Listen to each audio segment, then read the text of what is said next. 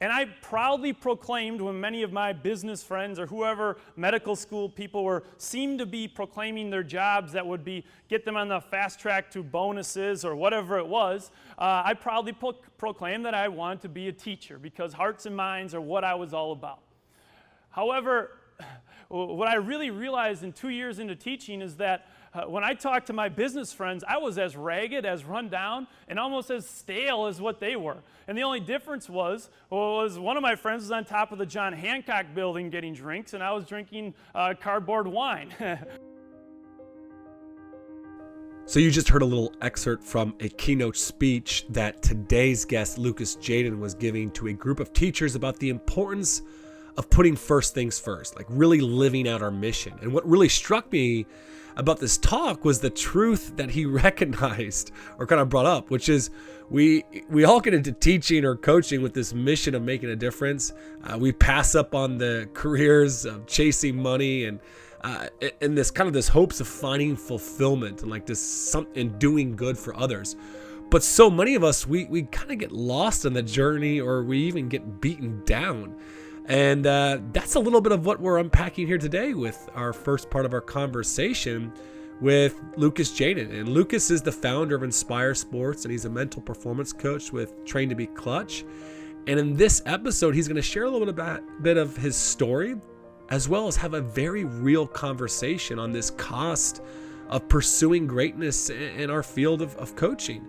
I know most of us, we want to be great at what we do. And many of us, we're willing to do the work, but I think what we struggle with as coaches is the knowledge that greatness doesn't just require sacrifice from ourselves. It comes at a cost to our families. Welcome to the Coaching Culture Podcast, brought to you by Thrive on Challenge. I'm JP Nurbin, joined by my friend and co-host Nate Sanderson. Each week in about 30 minutes, we discuss important principles and strategies of transformational leadership. At Thrive on Challenge, we help coaches to raise the standards and strengthen relationships in their program because we know this type of culture produces better leaders, better people, and better results. To learn more about how we can help you, go to thriveonchallenge.com, where you can also subscribe to our weekly newsletter and get the coaching notes to every episode of this podcast. Lucas, thanks for joining us today. We're excited to learn from you as you have a high level of experience and expertise as a mental skills coach with Train to Be Clutch. You've actually come up in a conversation or two on some previous episodes because of your impact with many coaches we know through Inspire Sports, an organization you founded in Wisconsin. But before we really start to dive deep on a few topics today that I'm looking forward to unpacking, can you start by sharing a little bit of your journey with us? Yeah, for sure. Well, thank you for having me, JP and Nate. I appreciate all the work that you're doing and creating this time for me to be a part of your journey. But for my backdrop, I'm from Freedom, Wisconsin. I still live right outside of Freedom in Wisconsin yet. And, growing up, I was the oldest in my family, but also my extended family. I was very close with my cousins, and I kind of immediately took that leadership role, for better or for worse, for them. But that meant a lot of games outside. It meant just doing a lot of firsts and always having their support. And so that turned into a lot of cool things. Athletically, that was my passion. I played baseball, ran cross country, ran track, played basketball, just anything that I could compete in. And a lot of really good things for me growing up in high school. I had amazing teachers, amazing coaches. But one of my challenges was that I had a mind that never stopped moving. It was always thinking about the next thing. It was always kind of rolling. And so around my freshman year or so, there was a stretch of time where I went about 4 hours of sleep a night for, quite a few months. And just because I could not shut my mind down. And I think a lot of people now that I know have a similar challenge. But as a freshman in high school, I remember going to school during the day and putting on kind of like this mask of I have it together. Like from the outside, I was who I wanted to be. Had great grades, fairly athletic, had good results. But internally, it was like, what is wrong? There wasn't alignment there.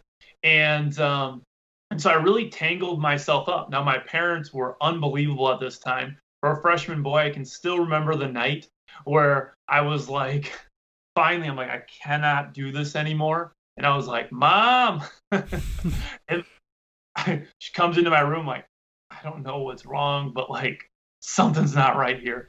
And for a freshman boy, that what I know now through all of our research and from studying some awesome researchers is, one of the scariest things for boys at that age is appearing weak. And at that time, this was like my ultimate weakness, that it really bound me up. And so the reason I start with that is because my journey through that at the time, 10 years ago, 15 years ago, we didn't have mental training resources nearly as much and as available as what we have today. And so it kind of left me and thousands of other people like me in the dark, trying to figure out what's wrong. Why am I different? That's when that voice, that little person voice that I teach about now really starts up of, man, you must be broken. Like, what are you doing wrong? You're never going to get out of this. And so my journey was a lot of hiccups and bumps through figuring out freedom. And I would, my work mentally is, how do I help people find just that? If I had a product to offer, I would say it's freedom. And freedom from not just outside limitations, but most importantly, our internal world. And the only reason that I could get there was because I started to work through it on my journey myself. College. Can I jump in real quick there? There's just something about that story, and I don't want to miss this because I think it's really important. You as a freshman boy felt safe enough to at least be seen by your mother in that moment. What about that relationship? Because I think a lot of parents are listening that are coaches, this podcast. I know myself. Like, what was about that relationship that you, if you reflect back on it, that created that safety that you were able to, as a freshman, when mental health is not being discussed at all at this time in the world, really, it's not a topic. What about that relationship led you to feel safe enough to speak up? Yeah, man. First off, thank you for asking that question, because I've never been asked that question. And I know, put it this way, my mom will be listening to this podcast. That's the relationship we have. I've done many of these over since the book out. She listens to probably every one, because not because she cares about the result, because she just cares about me. And so would my dad. So for a long story short, I'll just share this one story. When I was in third grade, basketball was my thing. Like, I loved it, just like probably you too. Like, you had a sport or something, and I remember the floodlight nights, playing out underneath the lights, and just late at night playing hoops. Like, those were the real games. But fast forward into my third grade year, we were playing a tournament, and it was one of those games where you played like 3 to 5 tournaments or games in a day. And I remember this game. It was the pinnacle of my athletic career. I scored 30 points in the game. Can remember it to this day. And I'm saying this tongue in cheek, literally pinnacle of my career. But it was one of those days where the basket felt huge. And I get done with the game and my friends are like, wow. Like, I still remember this moment. Their parents come up to me, probably thinking, Lucas is going D1. Like, we're going to get a knuckle bump here. And it was just praise, And I can remember going up to my dad and mom. They were at every game. And I go up to my dad, and he gives me a half hug, and he's like, "Hey, that was a great game. Nice work out there. I love the way you hustled." And he's like, "All right, go grab your stuff. Let's go get some lunch." And I remember that day, like, Dad, did you miss it? like, did you miss 30 points? Like, I was on fire. And so I remember going to lunch, just like, Well, then of course I come back next game, and you can imagine how I played. I can remember, as high as the first one was, the low was even lower on the second one, for how embarrassing, I didn't shoot well, turnovers. Like, I just remember that feel, that prickly embarrassment feel. And so after the game, we shake hands for the other team. My teammates aren't storming up to me, neither are their parents. And so who did I run to? My dad. Yeah. Because here's what I learned, is that no matter what the situation was, my value to him came from who I was, not from what I did. And so what I mean by that is, it came from me being his kid. My dad was never caught up in how many points I scored, or where I compared, or if I was en route to a scholarship, or whatever it might have been. It wasn't him. Like it just wasn't, and neither was it for my mom. And the reason I bring up this story is that was my whole life. Like I had aunts and uncles that were like this. My grandpa, who we wrote about Win in the Dark as the mentor, they all loved me for who I was way before about what I did. Sure, did they get excited when things went well for me? Absolutely. But I always had this deep conviction that they cared for me. And so to bring it back to you, where then does the trust come from in deep, dark, challenging moments to speak up? It comes from all the moments, in my opinion, prior to that, leading up, those small, seemingly insignificant moments where parents showed up to reinforce to their kid, your value comes from who you are, not from what you do. And when the toughness comes, when the storm gets crazy, you can come to me because that's not going to change. And so I had a distinct advantage in my life now because I still teach a class of 100 high schoolers every year around mental skills. And I've now realized how rare that is to have parents that have detached their worth from their child's performance. Mm-hmm. And so for me, just you can imagine all the daily interactions with my parents who loved me and cared for me in that angle. I think that's why I had, one of the reasons why.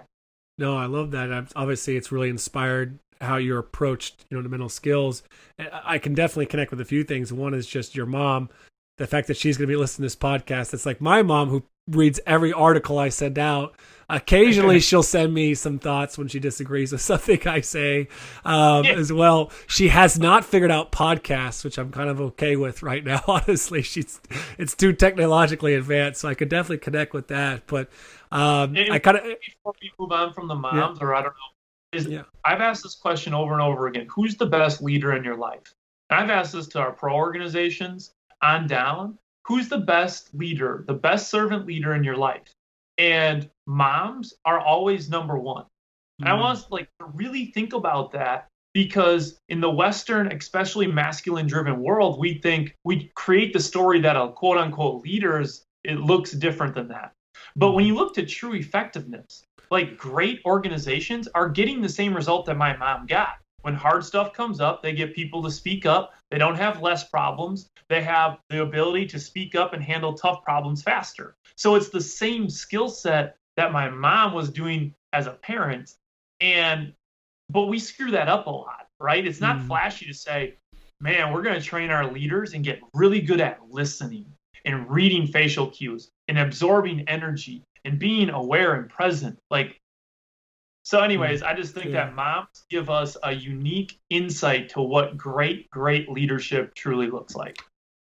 And maybe you've seen this too, but I think in my conversations with coaches, our role as a parent is obviously probably one of the most important roles that we have.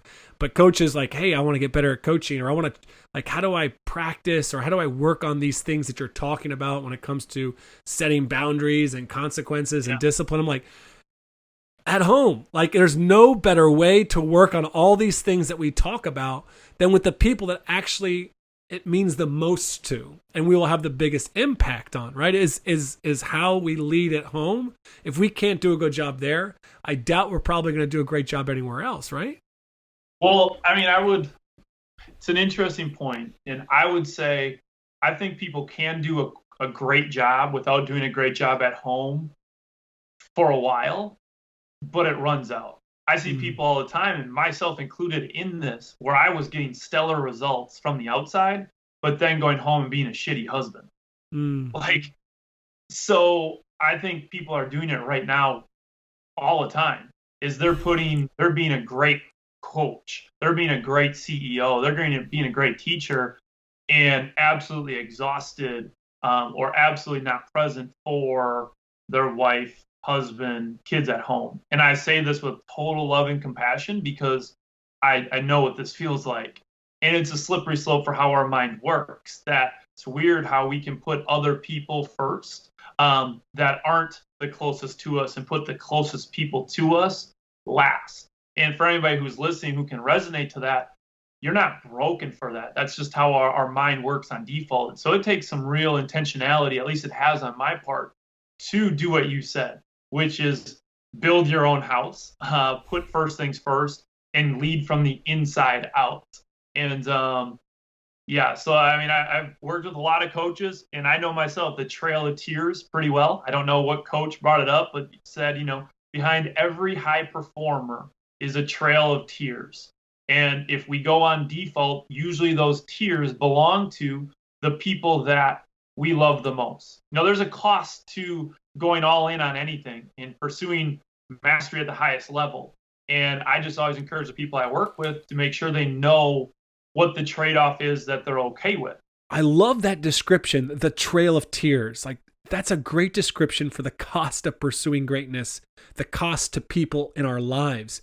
I mean, you're bringing up something we've touched on in many episodes of the podcast, and it's quite possibly one of the greatest internal struggles that many coaches face, which is, what trade-off are we okay with?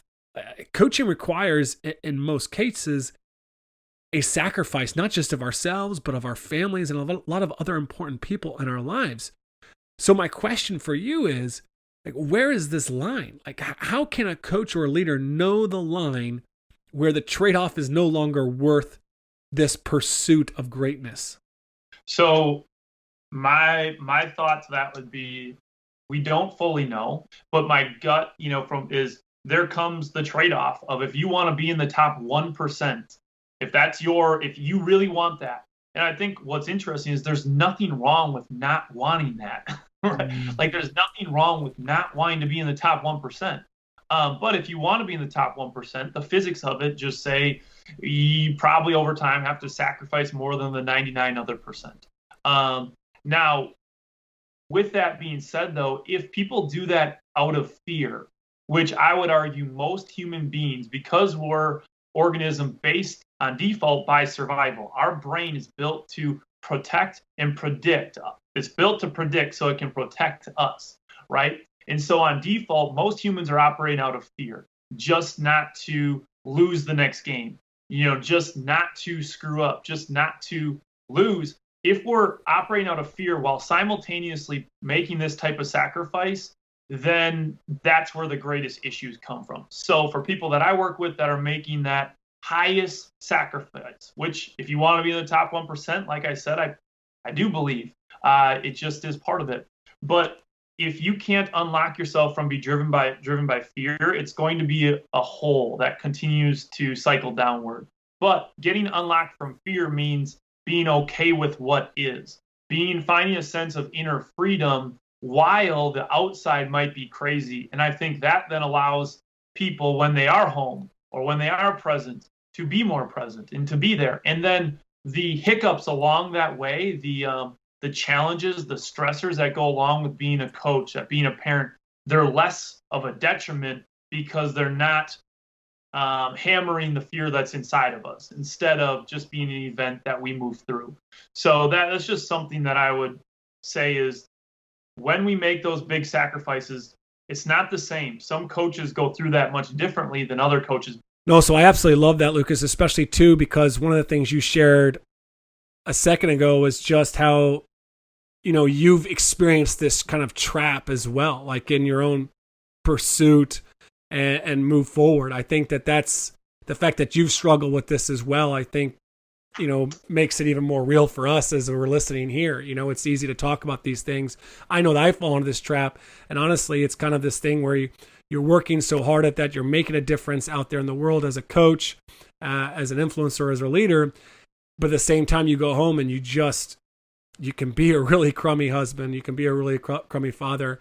And I think, obviously one of the big things is just being aware of, like, when those things are slipping at home, but also, like, then what's the next step though? Like, I think, like, you're just in this constant battle where I think coaches really struggle. I know so many college and high school coaches, they're like, I get it, I'm not the father I want to be, but, like, I'm not okay with settling for less. When it comes to, I can't get, like you talked about as a young boy, as a freshman, you couldn't turn things off in your head. Coaches go home, they can't be present with their families because all they are thinking about is the basketball game, the football game. Like, what advice do you have for coaches that are struggling with that? Well, I would just say that struggled, when you say, for me, I struggle with it, it's like past tense. And so I would say it's a very much, I don't view it as much anymore as a struggle, but an opportunity for me to continue to evolve and become the best version of me.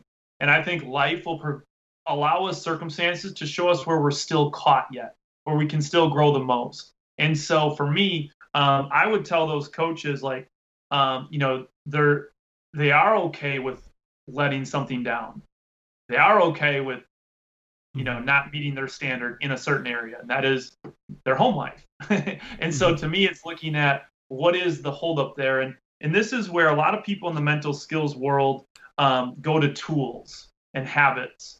And I think that they're great. I do think, mindful meditation, something that I do on a daily basis, it is powerful. But habits aren't enough. You have to look below the surface subconsciously of what is driving that behavior in the first place.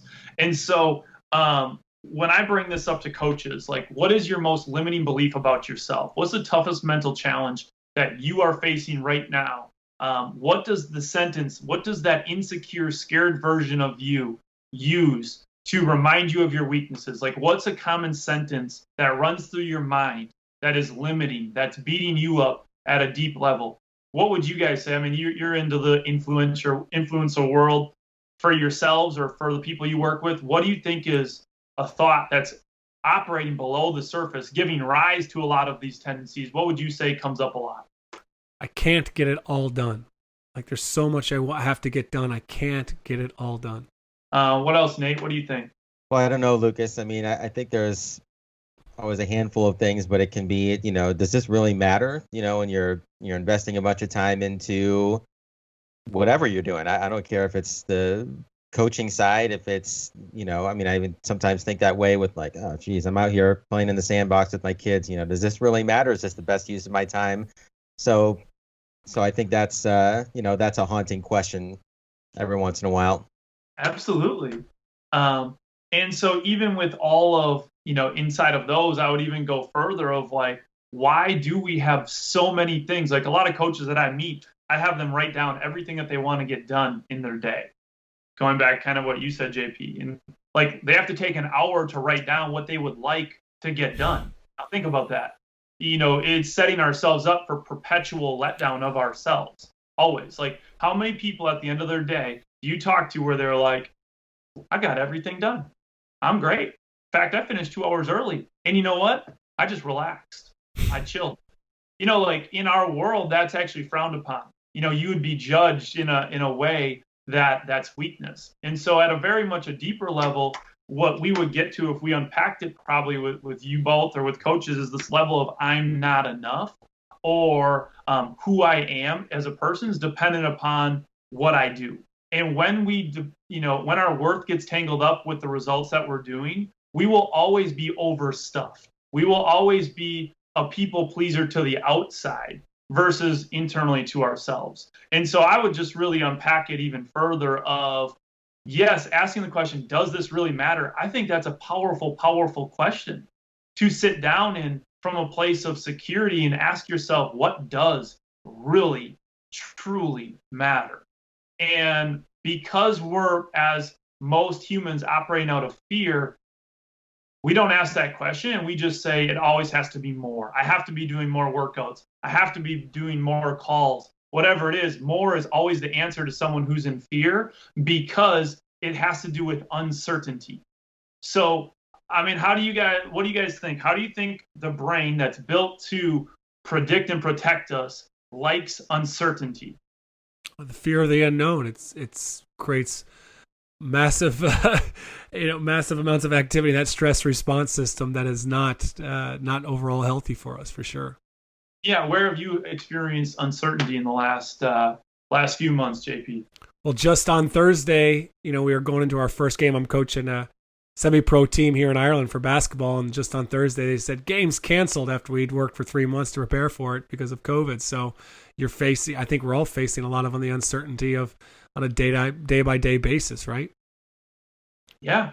And so when you look at uncertainty, if people can just get this from the podcast, one of the elite skills that I see from leaders who last and who can get any semblance of putting first things first is they get really good at loving uncertainty, loving the feeling of I don't know. Doesn't mean it's not painful, but they don't run from it and avoid it. I think a lot of coaches can't get their mind off of whatever practice is tomorrow or doing more and more and more because it's uncertain. And if we just allow our brain to go on default, it's going to constantly search to help us find certainty. But if your game's tomorrow, okay, can you with any certainty tell me how your team's going to play?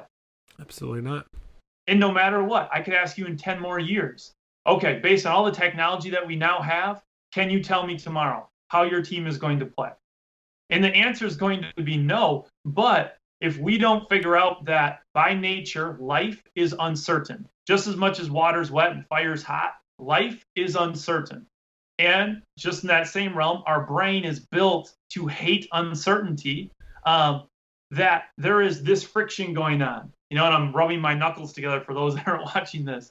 And until we can learn that I need to, instead of trying to eliminate uncertainty, that is impossible. Do your controllables to put first things first and do your process. But then there will always be a layer of uncertainty. So instead of subconsciously just running from it, how good can you be at being present, being yourself, committing to your family, even with uncertainty present? And so for me, that is a very much a passion of mine because it's so deep rooted in our human nature to try and solve uncertainty. But a friend of mine puts it like, is trying to pound a nail in with your forehead. Like it's just an impossible task. And the harder you hit it, the larger the headache it's going to give you. Mm-hmm. And so, and I think this is, when I asked athletes, the title of our book, Win in the Dark, came from a conversation of, I was sitting with a bunch of baseball players in spring training. Some of them were major leaguers that were going to be, some of them were just working up in the system. And we asked them, what is the real toughest mental challenge that could get in your way of stopping you? And they all said or alluded to this uncertainty and the fear of judgment, the fear of failure. And what does that look like? They said, it's not the 9 hours we spend out working out, playing. We love this. We love the physical grind. And that almost comes easily to them. What they said around the group, and it didn't matter if the guy had his contract signed, guaranteed to make millions, or if it was the guy who was just trying to make it, was what exhausts me is going to sleep at night wondering, is all of this worth it? Is my everything, if I give my everything right now, is that going to be enough? Am I setting my family back by being here right now? Am I being a bad dad? Am I being a bad boyfriend? Like, that's what we were talking about. And so coming down to it, for Win in the Dark, it wasn't the opportunities under the lights, practice, games that were burning these guys out or creating that internal friction enough to quit. It was the moments when they were trying to go to sleep at night and they couldn't, or the moments that they were alone. That's when the truest friction was coming up. And so that's where the kind of the title of the book came from, is if you're going to get to your best, we need to not just hope that you're going to make it through from a mental side. We need to train it specifically. And then what is the toughest mental challenge that we continue to see? We want to address that directly. Fear of failure, fear of judgment, all underpinned by uncertainty. And it's helping people to see you're not broken. You are not broken for having any of that. In fact, thinking that you are broken, which is where I was when I was a freshman, is what keeps you inside of this box. But rather seeing I'm not broken, but I can put some things in play to help me be more free. And that's hopefully, kind of what the point of the book was. Yeah, no, I love that bit, because when I initially heard the title Win the Dark, I'm thinking, okay, the dark that they're referring to is when I go into the gym, the lights are out and nobody, the janitor's locked up and I'm in the dark working, like, grind it, like that's and then, as I unpack the book, I'm like, oh, I like this. This is real. Like this is the dark, right? Yeah. And it's not, I think so often people talk about, the grind and getting after it, but like you just said it right there, I think so many of us love that, actually. And you hit on the head. It's just that's not the hard part about this at all. Like, If we knew that there was going to be the returns on that investment, it would be easy. We're going to take a break in our conversation with Lucas and come back next week to unpack winning your inner battles. In the meantime, I'd encourage you to check out his book with Joshua Medcalf, Win in the Dark, or head on over to their website, t2bc.com. Their work has had an incredible influence on my own journey, so check it out.